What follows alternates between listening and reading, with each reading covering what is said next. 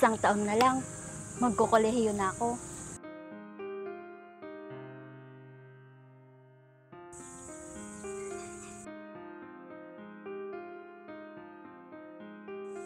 Kolehiyo na ang anak ko sa susunod na taon. Dapat magdoble kayod ako.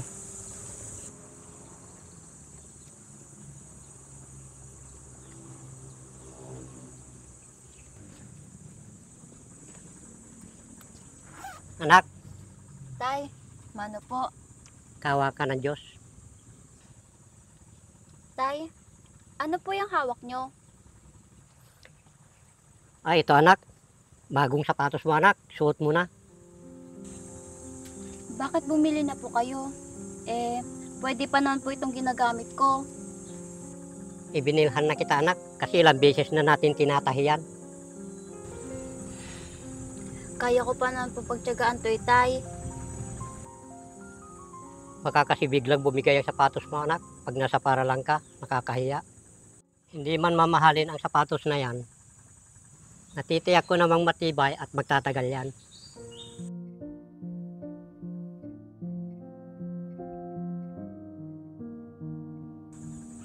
Sige na anak, suot mo na yan. Para sa'yo talaga yan. Tay, dapat sapatos na lang ninyo ang binili nyo. Anak, ayos pa naman ito oh. Paano nyo po nasabing maayos? Puro tahi at pandikit na po yan. Paano pag makatapak po kayo na matutulis na bagay?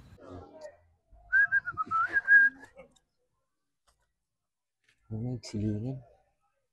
Uno yung boy. Nagsiling mo ating motor mount. Meta ya. Atro tikang gamitam? GR4 ceramic coating. Ano yan? Mabaling pa gamit pang lugan natin for wheels. Nagmayatan si ka. Pagkakatangan mo tikas ta boy. Magatang mo ato di TikTok, Shopee, Lazada. May ibus nga ro din eh. So gumatag to manin. May met pa no gumatang ka tikas to iti gatangay mag di buy one take two, buy one take three ta mas makatipid ka jay. Gum mabalin uri may isa lang kasta. Mabalin latta. Nagmayatan ni si ka. Nagsilang na eh. Gumatang to mamuti kasta. Uy, kita mo ni ati lugan ko. Kasla barbalot ta kanayon. Nagsilang na eh. Di mo lang nagiganan magasgas. Nagkartika mo tayo. Mga lang mo ti. Na po yan. Paano pag makatapak po kayo na matutulis na bagay? Di nasugatan pa po kayo. Huwag mo kong isipin anak. Maayos pa ito para sa akin. Kayo talaga, Tay. Sige na, pumasok ka na anak. Sige po, Tay.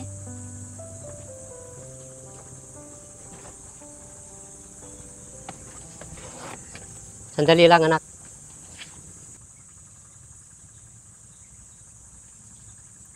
Ito pala anak, baon mo. Kayo po, Tay. May natira po ba sa inyo? Meron naman anak, huwag kang mag-alala. Baka mamaya, nagsisinungaling na naman kayo sa akin, ha? Hindi anak, ito oh. Kakasya po bang pangkain nyo yan, Tay? Oo naman anak. Ang bula lang naman ang kinakain ko. Uutang na lang ako ng merienda ko sa tindahan mamaya. Kayo pong bahala, Tay. Sige anak, lumakad ka na. Sige po, Tay. Mag-iingat po kayo sa trabaho nyo. Sige anak, kau din mag-ingat ka.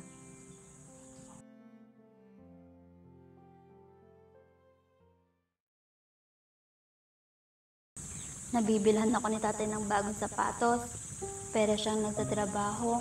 Pagdating sa sarili niya, luma at pudpudong suot nito. Tinatahi ng paulit-ulit at dinidikit ang mga swelas. Sa tuwing natutuklap, hindi man lang niya mapalitan ng bago.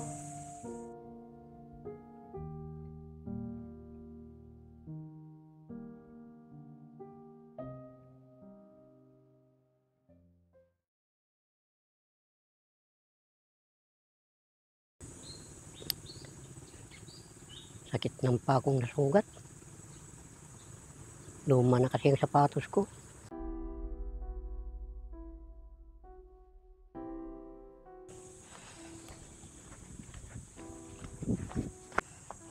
Tay!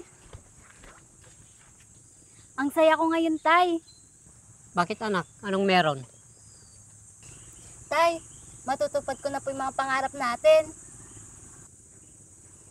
Bakit anak? Naguguluhan ako? Tay, natanggap na po ako sa ina-applyan ko sa Maynila. Talaga anak? Hindi, mabuti kung ganon. Teka po, hindi po ba kayo masaya? Masaya naman ako anak.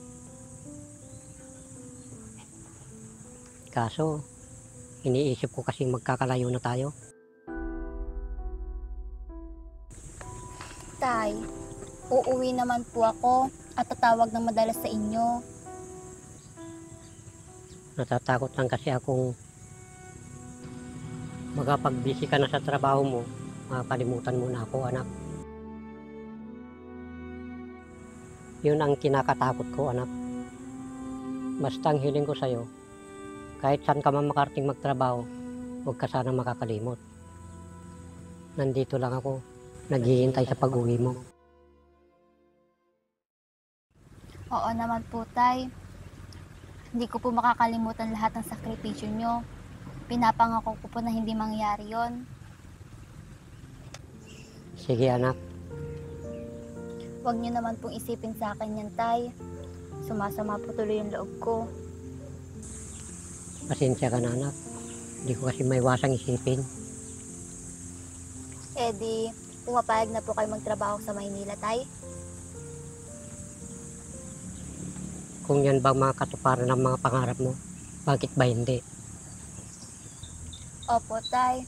Sinasabi ko naman po sa inyo, uunahin natin ipagawa itong bahay. Pag nag-umpisa na ako, di ba? Oo anak, Paano po yan, Tay? Mag-aayos na po ako ng gamit kong luluwas sa Maynila. kailan ka ba luluwas anak? Bukas na po, Tay. Para makahanap na po ako agad ng matutuluyan. Bukas na pala, kala ko sa susunod na araw pa. Tay, kailangan po kasi ako bago mag-umpisa sa trabaho. May tutuluyan na ako doon. Mas mahihirapan po kasi ako kung sakalang ako luluwas kung kailan mag-uumpisa na. Naiintindihan niyo naman po ako, Tay. Di ba?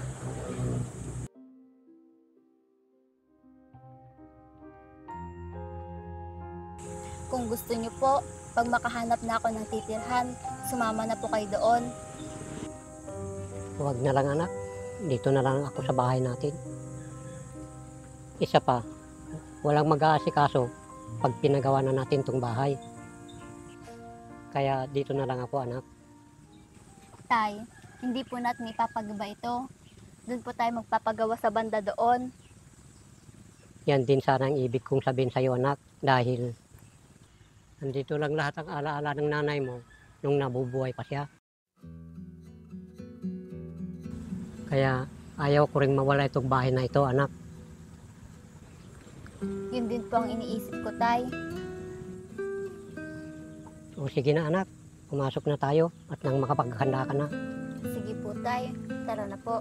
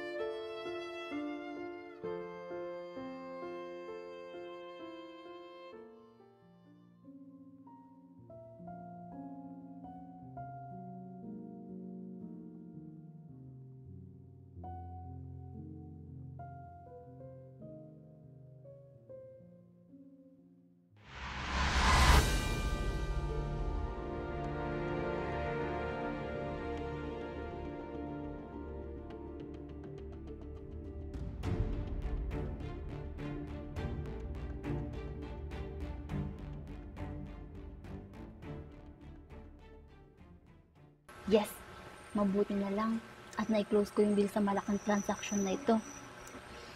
Tsak, malaking kikitain namin sa proyektong ito.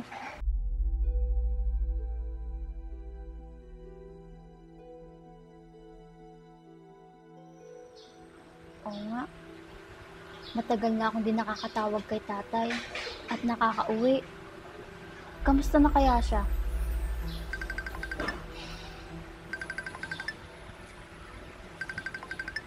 Sino kaya to? Hello? Sino po sila? Si Abby po ba ito?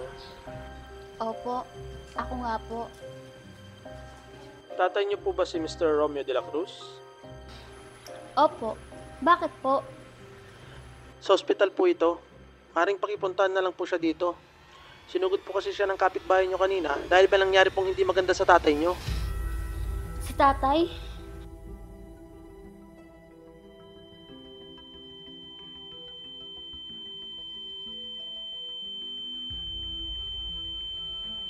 Tatay?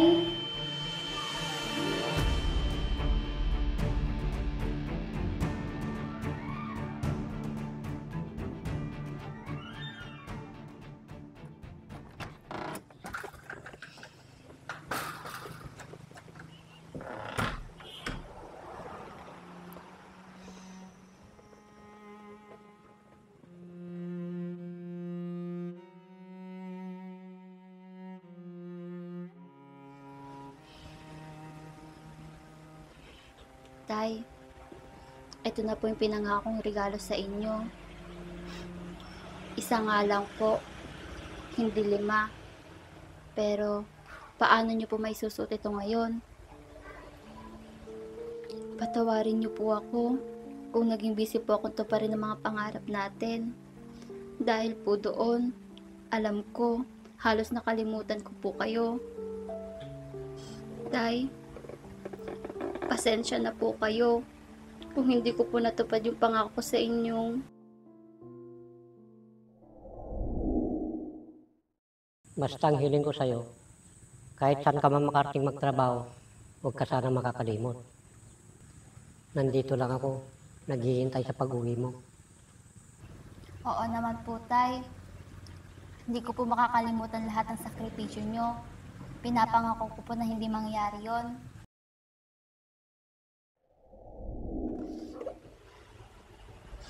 Happy Father's Day po, Tay. Mahal na mahal po kita.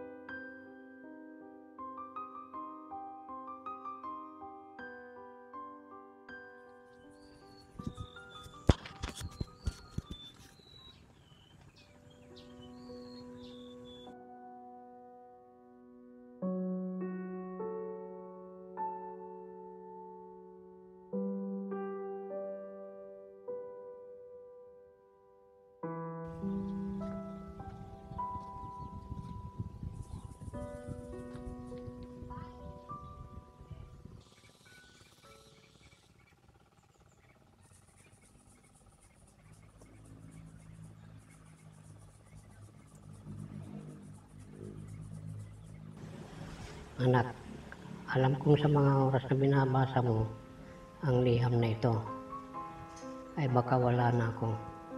Ayaw kong sisihin mo ang sarili mo dahil ako bilang ama mo, hindi ako magbibilang ng mga araw ng pagdalaw mo. Basta alam kong mahal mo ako. Sapat na yon, anak. Dumating man ang sandaling gusto mong maalala kung gaano kita kamahal, suotin mo lang ang lumang sapatos ko.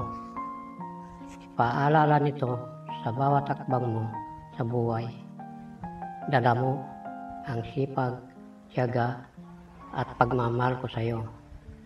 Mahal na mahal ka ni tatay, anak.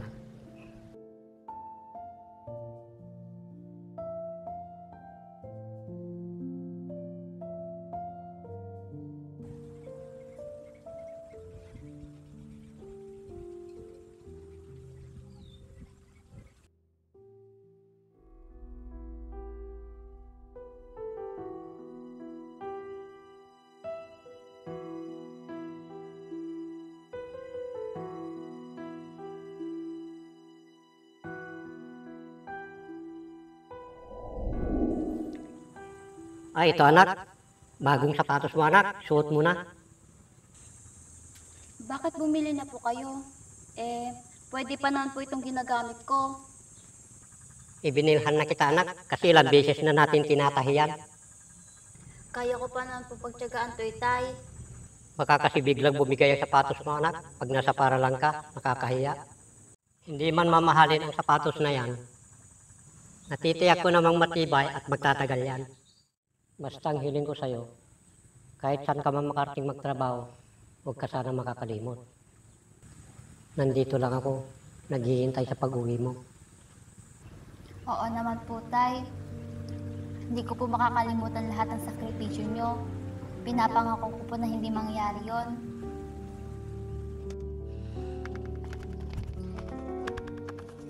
Tay!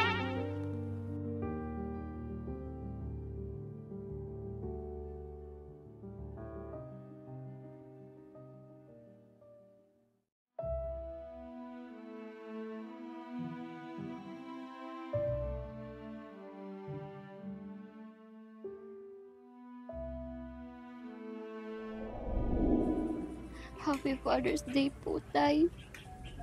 Hindi ko po makakalimutan ang araw na ito. Unang Father's Day po na wala kayo sa tabi ko. Patawad po.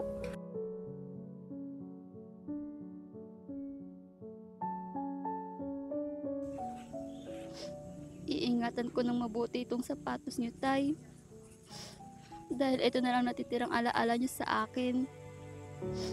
Nagpapaalala lahat ng sakripisyo nyo, kung nasaan, at kung anong meron ako ngayon.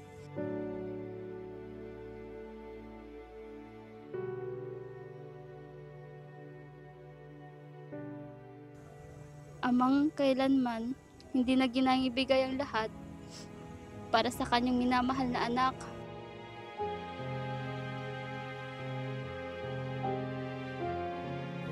Tay, hindi po kayo mawawala sa puso ko. Mahal na mahal ko po kayo, Tay. Happy Father's Day po ulit. Miss na miss ko na po kayo.